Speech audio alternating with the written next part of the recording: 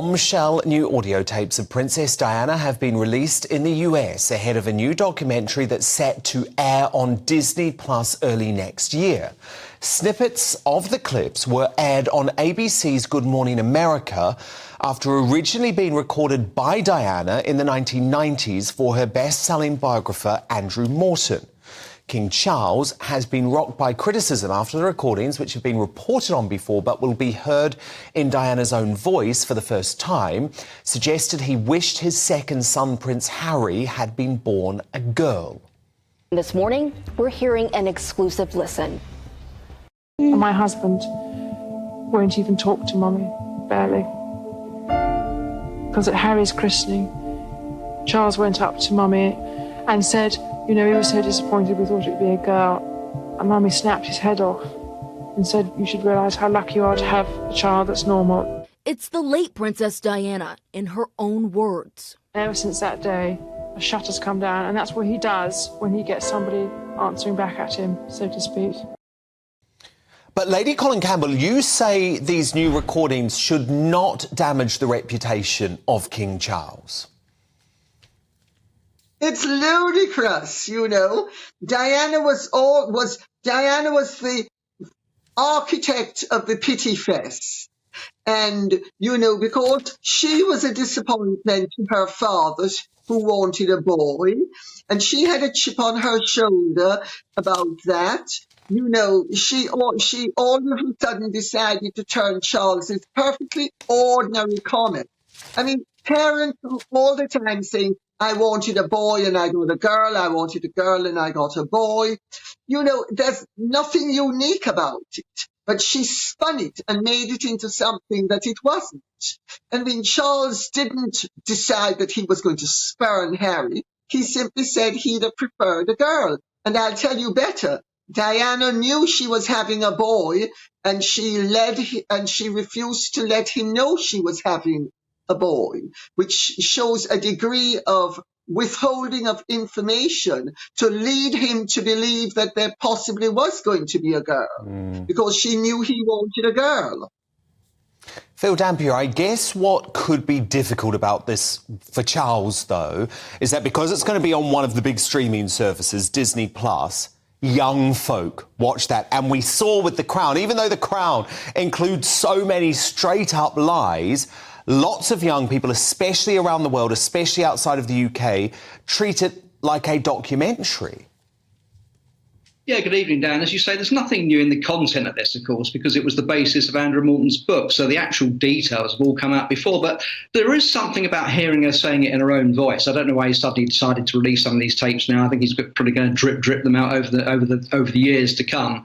But there is definitely something about hearing her voice. And as you say, you've got a whole new younger audience of people under 30 who aren't perhaps familiar with the story except through The Crown, and it will come as a bit of a shock to them. And they're learning about it for the first time, and it won't show Charles in a bad light. But as Lady C says, you know, according to Morton's book, once Harry was born, he said something along the lines of, oh, it's a boy, and he's got rusty hair, which, of course, was a reference to the Spencer hair, which is a throwback to the family hair. And then he went off to play polo. So at that point, according to Morton, Diana said to her friend, something inside me just died. So she put this down to the sort of start of the end of the marriage. And it was only, 3 or 4 years into the marriage. So it was quite sad. Now, look, speaking of sad, first anniversary of her death already upon us come Friday, and it's been revealed that a national memorial in honour of the late Queen Elizabeth II will be unveiled in 2026, because, of course, that would have been her 100th birthday year. So, Phil, what do you think would be a fitting permanent tribute to Britain's greatest ever monarch? Well, I've been thinking about this today, Dan. I think that Windsor Castle, as we all know, is her favourite home. She is, of course, buried there in St George's Chapel. So I think the thing to do would be to turn it into a permanent museum, open it up for the whole year. People can go there, make a sort of pilgrimage, if you like. We can carry on with events like concerts in the gardens. We can have the Windsor Hall show. And we can carry on, and there can be a permanent exhibition highlighting her work and her service. And I think that would be the best thing. I mean, the King, he doesn't know what to do with all these homes. He's hardly using Windsor Castle. He's only used it for sort of investitures and for greeting Joe Biden. Was some suggestion William and Kate might move into there, but that doesn't seem to be happening. So I think this would solve one of his problems. He's got too many homes, and why not make Windsor a permanent memorial to her? People can go there and they can really feel her presence. I love that idea. I love that idea because it would be fascinating to see her private quarters opened up. Lady C, what do you think is an appropriate memorial to the late Queen? Well, I actually hear what Phil is saying. I think it's a very good idea to keep some of the... but let's remember, Windsor Castle is already open to the public. And I think you can only open up a certain amount of it without, if you open too much of it, it ceases to be a home. So I think that's a delicate balance. But I sort of agree with Phil that it would be nice. But I prefer to see her on the 4th plinth at Trafalgar Square, or even better still, outside of the Houses of Parliament, because she was a wonderful constitutional monarch who never fell foul of her constitutional duties. And I think with her facing Parliament, that to me would be the natural site.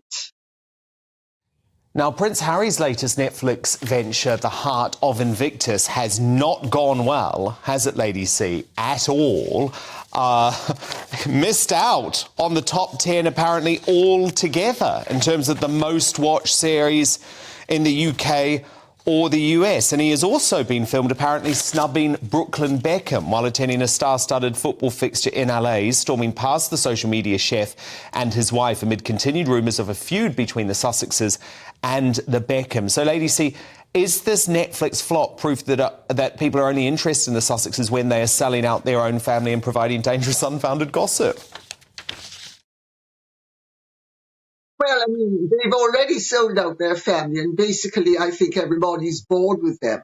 People are interested in trying to wait for the comeuppance, People want to be there to witness the comeuppance. But I think everybody's heartily sick of them. And may I make a point, Dan, that Harry didn't snub the Beckhams. The Beckhams snubbed Harry. They quite deliberately turned away to make sure that they wouldn't catch his eye. And so I think if you consider that, and,